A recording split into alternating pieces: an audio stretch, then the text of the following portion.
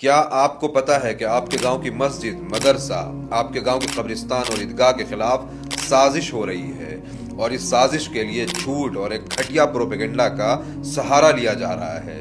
हमने ये खूब सुना है कि इंडिया में वक्फ बोर्ड डिफेंस और रेलवे के बाद सबसे ज्यादा लैंड ओन करती है, जो कि 9,40,000 एकड़ जमीन है। कंट्री का तीसरा सबसे बड़ा जमीन का मालिक। रेलवे और सेना के बाद सबसे ज्यादा उसने जमीनों पे कब्जा कर लिया। इंडियन डिफेंस और इंडियन रेलवेज के पास थर्ड लार्जेस्ट प्रॉपर्टी होल्डर है वक्फ board. The country's third largest landowner after the Indian Railways and also after our armed forces. सेना और रेलवे के बाद भारत में सबसे ज्यादा अगर जमीन किसी के पास है तो वो वक्फ बोर्ड है।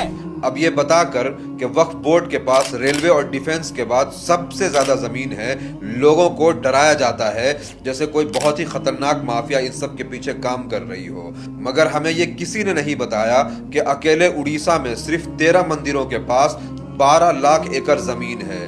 मतलब वक्फ का पूरे इंडिया में जितनी जमीन है उससे 40% ज्यादा अकेले उड़ीसा के 13 मंदिरों के पास जमीन है। और आगे देखिए, तमिलनाडु के मंदिरों के पास 4,78,000 एकड़ जमीन, आंध्र प्रदेश के पास 4 लाख एकड़ जमीन और तेलंगाना के मंदिरों के पास 87,000 एकड़ जमीन है। मतलब अगर उड़ीसा को हटा भी दें तो देश के सिर्फ 3 स्टेट के मंदिरों के पास वक्फ बोर्ड से ज्यादा जमीन है, जबकि 3 स्टेट के बाद अभी 25 स्टेट और 8 यूनियन टेरिटरीज का कैलकुलेशन बाकी है।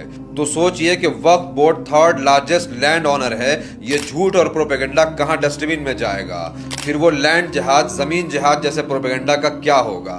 लैंड जिहाद का दूसरा नाम है वक्फ बोर्ड। क्या वक्फ बोर्ड की आड़ में वाकई लैंड जिहाद किया जा रहा है? असल में ये लोग इस झूठ और फ्रेब के जरिए मेजॉरिटी कम्युनिटी को डराना चाहते हैं और फिर वक्फ अमेंडमेंट एक्ट के लिए नैरेटिव बना करके मुसलमानों के मस्जिद और मदरसों को, ईदगाह और कब्रिस्तान के जमीनों को सीज करना चाहते हैं। इसीलिए ऐसी इंफॉर्मेशन को फैलाइए, लोगों को अवेयर करिए।